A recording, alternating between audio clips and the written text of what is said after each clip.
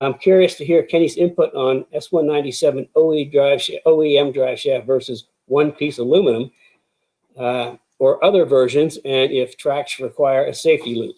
Okay, I'll answer the end first. Track day people don't require a safety loop.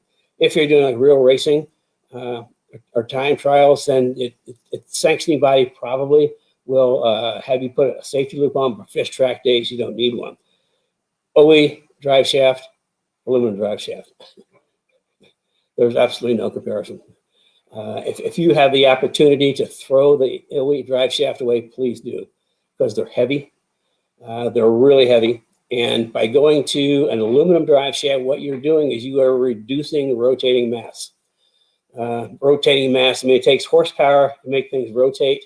And if you take a lot of the mass out, take weight out, it doesn't take as much horsepower to make it turn, which means more horsepower goes to the back.